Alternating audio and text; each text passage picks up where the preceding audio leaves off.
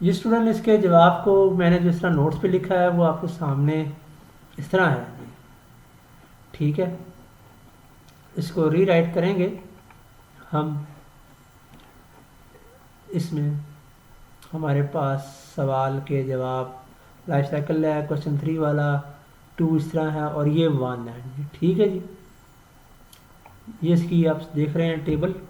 मैं इसको थोड़ा सा साइज़ में छोटा करता हूँ पेज के, ताकि पूरी टेबल आप देख सकें। This is our table. यहाँ हमने इसको सिलेक्ट किया हुआ है। जब आप टेबल फॉर्म में मैंने लिखा है, आप टेबल ना बनाएं, आपने अपनी नोटबुक के ऊपर इसको जो है ना इस अंदाज में कर लेना है कि इस तरह लिख सकते हैं, तब भी ठीक है। मतलब जो है ना कि आप हेडिंग दें, उस पर लिखें स्मॉल बर्ड्स, और उसके बाद उनकी जो है ना आप ये जो करेक्टर हैं ये ऊपर नीचे लिखते चले जाएं। हेचलिंग लिखें, अपीयरेंस लिखें, फेदर लिखें, एक्टिविटी लिख दें। फिर उसके बाद आप दूसरी हेडिंग दें लार्ज बर्ड्स। ठीक है, एग्जांपल हैन है, वहाँ स्पैरो है, तो इस तरह भी लिख सकते हैं और इसी तरह आप इनको लिख लेंगे। अदरवाइज आप टेबल बनाना चाहें तो टेबल भी बना सकते हैं। ठीक है ना, यू हैव 2 ऑप्शन कि आप सिंपल वे में लिखें या इसको एक टेबुलर डाटा में लिखें, टेबुलर फॉर्म में लिख लें। तो टेबल आपके सामने है बेटा, इधर ये इसकी हेडिंग लिखी है, यहाँ पे एक्स साइज है। एक्स साइज को यहाँ मैं बोल्ड कर दूंगा। ठीक, देन उसके बाद हैचलिंग उन्होंने कहा है, हमें हैचलिंग के बारे में बताना है। उन अंडों से निकलने वाले जो बच्चे हैं उनकी जो है ना आपने बतानी है कि कैसी उनकी पेरेंट्स होती है, उनके फैदर बताने हैं, पर कैसे होते हैं, और एक्टिविटी पैटर्न जो है ना उनका कैसा होता है। ठीक है, एक्सरसाइज आप देखें इसमें एक और हम काम करते हैं कि जनाब एक्सरसाइज से पहले हम कर लेते हैं जी एक कॉलम इंसर्ट, और ये करेंगे हम कॉलम इंसर्ट लेफ़्ट की तरफ करेंगे। ठीक है जी, ये लेफ़्ट की तरफ हो गया। यहाँ पे हम लिख देंगे बर्ड टाइप, बर्ड की टाइप आ जाएगी। बर्ड की टाइप में इसको हमने मिला लेना, ये 2 बन गए हैं, यहाँ से मर्ज कर देंगे। इसको भी हम यहाँ मिला लेंगे, ये भी इधर हो जाएगा मर्ज। बर्ड हमारे पास 2 हैं जी। ठीक है ना, बर्ड 2 हैं। बर्ड में एक स्मॉल शॉर्ट बर्ड में हमारे पास है स्पैरो, स्पैरो लिख लिया। लार्ज बर्ड की एग्जांपल हमारे सामने है हैन, हैन लिख लिया। ठीक है जी, sparrow X size small, bird हैन है, और एक्स साइज जो है वो लार्ज। ठीक हो गया जी, ये हमारे पास 2 आ गए। उसके बाद हेचलिंग। अब चिड़िया के जो बच्चे अंडे से निकलते हैं, हेचलिंग जो होती है स्पैरो की, वो जो होती है स्पैरो हेचलिंग, वो होती है हेल्पलेस, हेल्पलेस। ठीक है, चिड़िया के बच्चे जो पैदा होते हैं शुरू शुरू में बिल्कुल वो अपने बेयार और मददगार होते हैं, अपने पेरेंट पे डिपेंड करते हैं। पेरेंट उनको जनाब जो है ना फीडिंग करते हैं, उनकी फीड देते हैं उनको ला के। उनका जिस्म जो होता है उसके ऊपर फैदर नहीं होते, आंखें बंद होती हैं उनकी। कुछ वक्त के बाद वो आहिस्ता आहिस्ता एक्टिवेट होते हैं और उनके पर जो है ना वो बनना शुरू होते हैं, आंखें खुलती हैं थोड़ा सा, वो फिर जो है ना एक्टिव होते हैं। आवाज़ तो वो निकालना शुरू कर देते हैं, चहचहाना शुरू कर देते हैं। लेकिन शुरू में पहले घंटों में, इब्तदाई घंटों में स्पैरो के जो बेबीज़ हैं, जो चिक्स हैं, हैचलिंग, वो क्या होती है, हेल्पलेस होती है। चूज़े जो होते हैं मुर्गी के, वो पैदा होते ही चिड़िया के बच्चों के मुकाबले में क्या होते हैं, वो एक्टिव होते हैं। ठीक है जी, आपने एक तो इसकी ये देखनी है, हेल्पलेस है तो ये एक्टिव होते हैं। ये यहाँ मैंने लिखा है इसको इधर से, अपीयरेंस हेल्पलेस है, लेकिन है इसकी इस कंडीशन को मैं यूँ करूँगा अपीयरेंस में eyes close, body is without feather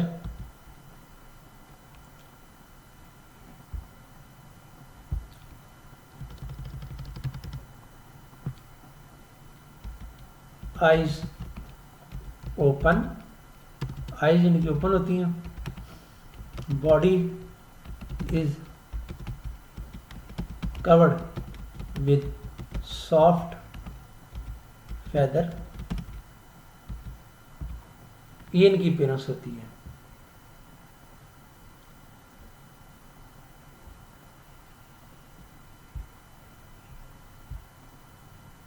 यानी कि आप फेदर की कंडीशन देखें तो पर नहीं होते, फेदर लेस हैं किसके, चिड़िया के बच्चे हैं, जबकि चूजे जो हैं मुर्गी के सॉफ्ट और फ्लफी फेदर होते हैं इनके, ठीक है, ये इनकी अपीयरेंस आ जाएगी।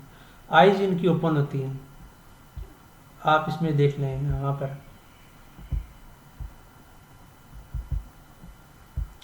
Activity feeding by both parent, चिड़िया के बच्चों को दोनों जो हैं मदर एंड फादर दोनों फीड कराते हैं।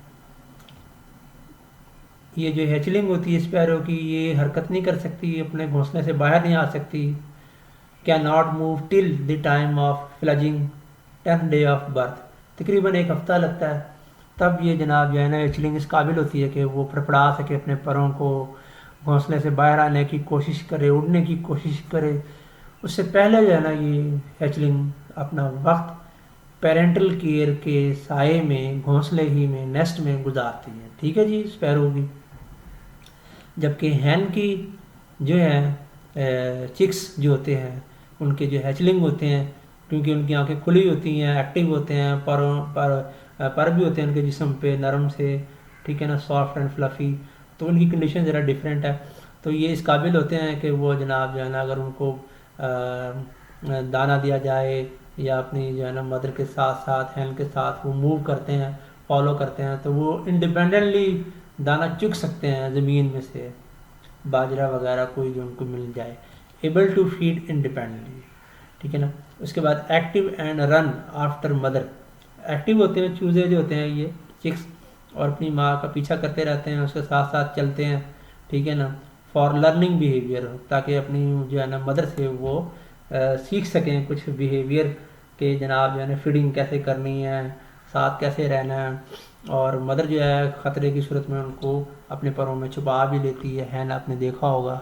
जबकि स्पैरोज़ के जो केस है उसमें ज़रा डिफरेंट है, पेरेंट जो होते हैं स्पैरोज़ के वो इतना ज़्यादा डिफेंड नहीं कर सकते, अगर खुदा ना खास्ता कोई दुश्मन आ जाए स्पैरोज़ के बच्चों को नुकसान पहुंचाना चाहे तो उनको बचाना मुश्किल हो जाता है।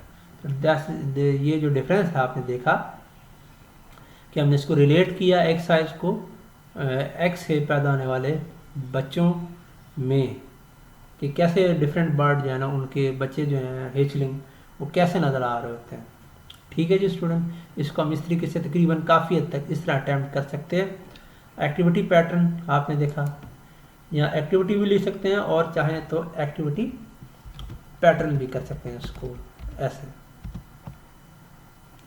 या सिंपल एक्टिविटी भी कह सकते हैं। फेदर की कंडीशन फेदर लेस है, बता चुका हूँ, ख्याल में सॉफ्ट एंड फ्लफी चिक्स के फेदर होते हैं। अपीयरेंस इनकी आंखें बंद होती हैं, आइज क्लोज्ड, अच्छा बॉडी इज, ठीक है ना, वेट समवट विदाउट फेदर, इसमें आइज ओपन होती हैं, बॉडी जो होती है कवर्ड होती है विद द सॉफ्ट फेदर, देखा है। हेचलिंग की कंडीशन आपने देखी।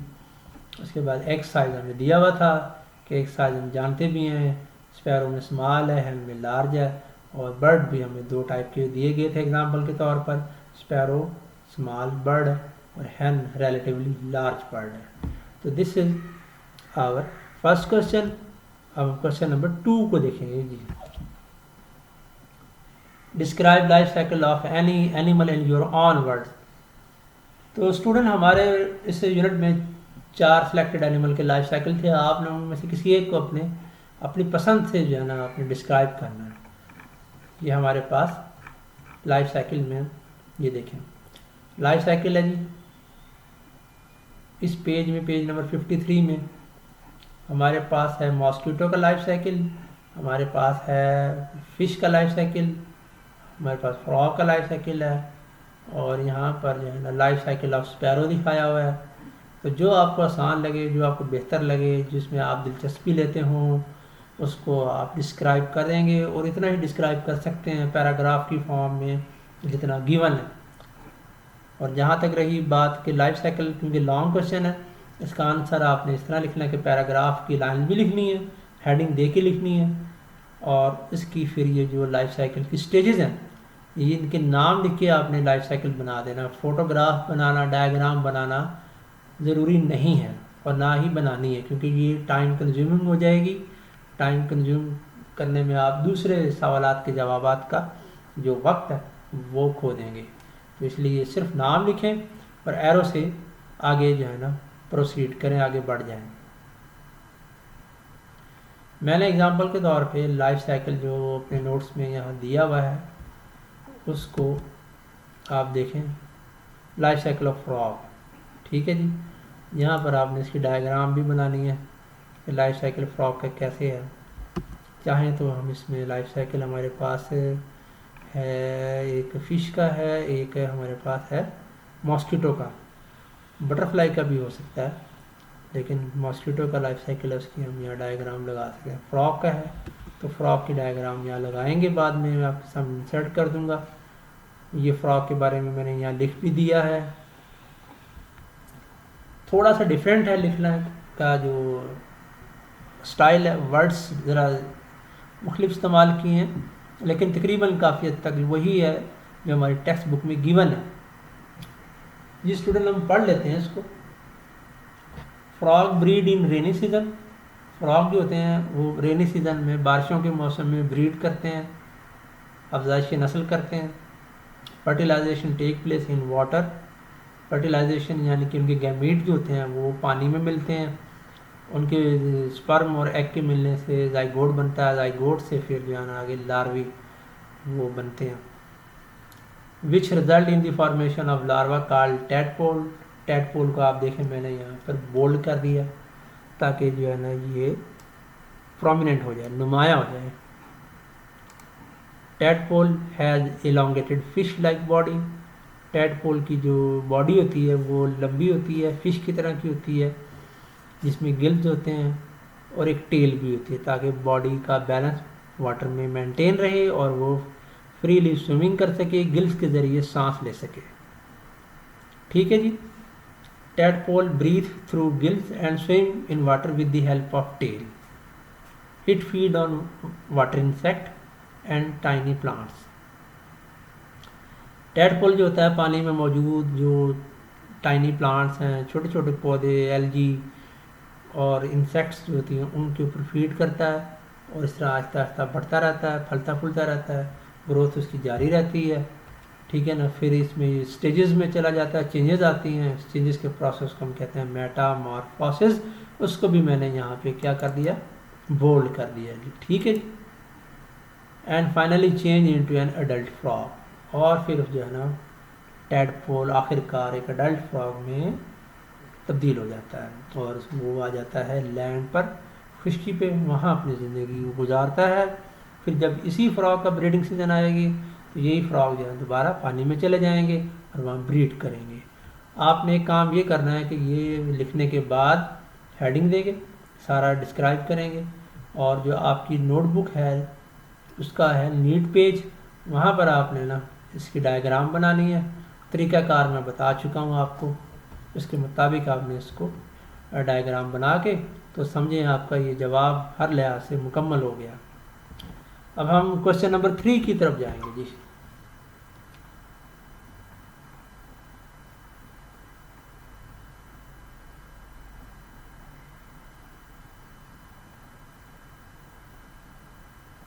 ये है जी क्वेश्चन नंबर 3 जी। अजीज़ तलबा, मैंने आपको पहले कहा था कि क्वेश्चन 3 जो है हमारा लॉन्ग क्वेश्चन, इसके 4 पार्ट हैं। 4 पार्ट के हवाले से हमने इसको अटैम्प्ट करना है। You have study life cycle of different animal. हमने पढ़े हैं ना 4 एनिमल के life cycle. Compare these life cycle according to, इनका हमने कंपैरिजन करना है, इन लाइफ साइकिल का कंपैरिजन करना है किसके मुताबिक, according to water requirement, seasonal requirement, food requirement, parental care requirement. 4 condition है, इनके मुताबिक हमें इनका मवाजना करना है, कंपेयर करना है। ठीक है, आप देखें इसको मैंने कैसे किया है, उस तरीके से फिर आप इसको जो है ना अपनी नोटबुक पे कर लेंगे। टेबल की फॉर्म में मैंने इसको हल करने की कोशिश की है, ये इसका जवाब है। Answer table. पैरामीटर आप देखें, पैरामीटर हमारे पास हैं, यानी कि जो हमें ये दिए गए हैं ना कंडीशन, उसको पैरामीटर कहा है। फैक्टर भी कह सकते हैं, कंडीशन भी कह सकते हैं, पैरामीटर भी कह सकते हैं। ये हमारे सामने है water requirement, seasonal requirement, food requirement और पेरेंटल केयर रिक्वायरमेंट। ये आ जाएंगे जी लाइफ साइकिल। हमारे पास लाइफ साइकिल 4 जी बेटा। वो लाइफ साइकिल एनिमल के कौन कौन से हैं जिनको पानी चाहिए होता है, वाटर रिक्वायरमेंट ज़रूरी है उनके लिए। फ़िश का लाइफ साइकिल है, पानी के बगैर नहीं हो सकता। फ़िश पानी में ही पैदा होती है, सारी ज़िंदगी पानी में गुजारती है, और उसकी कुदरती मौत जो है, डेथ नेचुरल, वो भी पानी में होती है। तो इसका लाइफ साइकिल है ही पूरा पानी का, टोटली पानी पर डिपेंड करता है। ठीक है ना, आप इसमें देख रहे हैं, इसको मैंने यहाँ पे जो है ना लिख भी दिया है। इसकी हाईलाइट मैं ख़त्म कर देता हूँ जी। Fish need water for its complete life cycle, clear. Frog and some insect, mosquito जैसे होते हैं, ये 2 एनिमल हम यहाँ देख रहे हैं, फ्रॉग और इंसेक्ट। कुछ इंसेक्ट हैं, for example mosquito, partially need water for its complete life cycle. इनको जो है ना पानी चाहिए होता है अपनी लाइफ साइकिल को मुकम्मल करने के लिए, लेकिन पार्शियली चाहिए होता है, जुज़वी तौर पे चाहिए होता है। ख़ास तौर पे जब इनके लार्वे जो होते हैं ना फ्रॉग के और मच्छरों के, वो पानी में ही रहते हैं, और उसके बाद फिर वो जब अडल्ट में आते हैं तो पानी से बाहर आ जाते हैं। अच्छा जी, बर्ड को देख लें। बर्ड में हमने एग्जाम्पल स्पैरो की पढ़ी थी, उनको पानी नहीं चाहिए होता लाइफ साइकिल पूरा करने के लिए। हाँ, जो बर्ड है, पेरेंट हैं वो, और उनके जो बच्चे हैं हेचलिंग, उनको पानी पीने के लिए तो चाहिए, लेकिन वैसे वहाँ पे वक्त गुजारने के लिए कि पानी में चले जाएं, पानी में रहें, उसके लिए पानी नहीं चाहिए। ठीक है जी। बर्ड ज़्यादातर अपना लाइफ साइकिल लैंड ही पे मुकम्मल करते हैं। सीजनल रिक्वायरमेंट बेटा हमारे पास पैरामीटर 2 है आगे। पैरामीटर 2 में हम देखते हैं जी किस किस सीज़न के हवाले से जानदार जो है ना ब्रीड करते हैं। कुदरत ने जानदारों की ब्रीडिंग सीज़न जो है ना वो सीज़न के हवाले से रखे हैं। जैसे आपको मैंने फ्रॉग में बताया लाइफ साइकिल में, यहाँ पे आपने देखा कि ये फ्रॉग ब्रीड कर रहे हैं किस में, रेनी सीज़न में, जुलाई अगस्त में अमूमन बारिशें होती हैं गर्मियों में, तो इसमें ये जो है मानसून के सीज़न में ब्रीड करते हैं फ्रॉग की ख़ास किस्म, सारे फ्रॉग नहीं। इस तरीके से सीजनल रिक्वायरमेंट आपने देखनी है। सीजनल रिक्वायरमेंट को भी हम तलाश करने की कोशिश करेंगे टेक्स्ट बुक के अलावा, क्योंकि इसका जवाब हमारे यूनिट में मौजूद नहीं है। तो आप इसमें बेटा देखें, ये हम कर चुके हैं, जो पार्ट हम कर चुके हैं उसको मैं हाईलाइट ख़त्म कर देता हूँ। अब इस पे आ जाएंगे सीजनल रिक्वायरमेंट।